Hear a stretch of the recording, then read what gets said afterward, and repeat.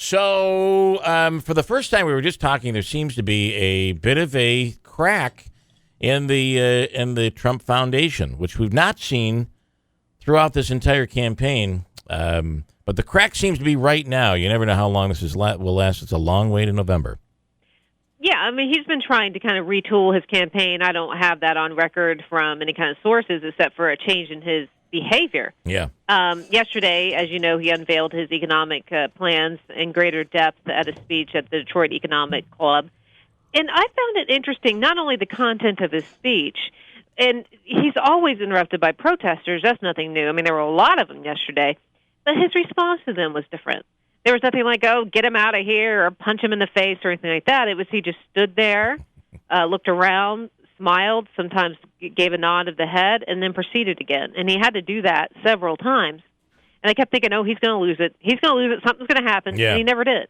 Well, it's almost that for the first time you started hearing that, especially after a horrible week, last week was really rough for Trump. No doubt. For the first time, though, you're hearing people start to say, well, this is what Clinton's strategy is. They prod him, and they know he's going to go off. So, maybe that's the one thing that kind of makes Trump say, boy, I gotta have some control here. It does appear that it is Hillary Clinton's strategy is to do something that almost, pull his hair in the schoolyard and then run away. Yeah. And let him. And all she has to do is just sit there, put her feet up, and watch some TV. And he's off doing his thing and self-destructing. And so maybe he's caught on to that a little early. How on the economic speech yesterday, you heard people on both sides, but a lot of people saying that this just didn't make sense. It doesn't add up.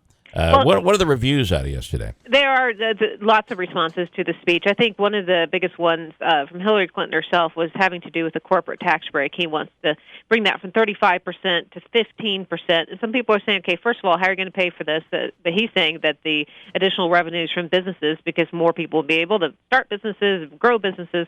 But she just says this is just a plain old, same old trickle-down economics that obviously Democrats are not a fan of. One thing I thought was interesting is this idea of the child care tax credit that will allow people to deduct the entire amount of their child care expenses as opposed to just taking a credit, right? I mean, a lot of us who have done our taxes and paid out the nose for child care, and I have done it myself, it was always like, oh, that's all I'm getting back for this? So that was interesting.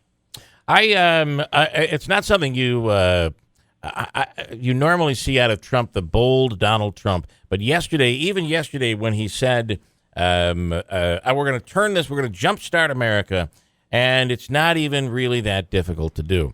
But there's a point right now where, I don't know, maybe it's because of all of the negative press, but it doesn't seem to be the luster that in the speech that Donald Trump normally gives, because normally it's a punch. And this just felt like there's almost like in the back of his mind, he's saying, there are a lot of people out there that are against me right now. It could be. I did notice as well that speech was definitely toned down. Just for the first time, a lack of confidence. Yeah, or maybe a lack of passion. I wasn't sure either, but you're right. I did have a feeling of this is just kind of subdued.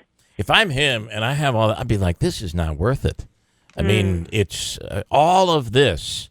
For everything all you have to deal with, and you have already so much. Why would you want to put yourself through this? You got to wonder, and that goes from the presidency all the way down to the local level. You wonder why, in this day and age, people even want to run for office. Oh, I totally would never want to run for office, not even for a dog catcher. Why would you want it? You just get attacked and attacked and attacked. So, yeah. All right, Rachel, good stuff. Thanks, Rachel Sutherland, Fox News. Manasseh has news coming up in a second. We'll get to that. When you decide to sell your home, your business, or property, the people of River Hills remind you, it's always a good idea to get a second opinion. And it's always a good idea to be very, very careful when it comes to finding out and discovering and coming to the decision of which real estate agency is going to list your property. When selling your home or your business, one of the biggest transactions you're ever going to make is the sale of your property. It's important to make sure you get it right. River Hills Properties is the fastest growing real estate company in Central New York, with 3 locations in Barneville, Little Falls, and now with a new office opening in Franklin Square, Lower Genesee Street in downtown Utica. River Hills Properties gives selling your home that personal touch, providing services you only get from them. They don't use the lockbox. The lockbox is what allows other agents to come in and look at your home at any time, and there's oftentimes no one there to sell the property, if you will. They're seeing it for the very first time, just like the potential buyer. At River Hills, they're always at every showing of the house.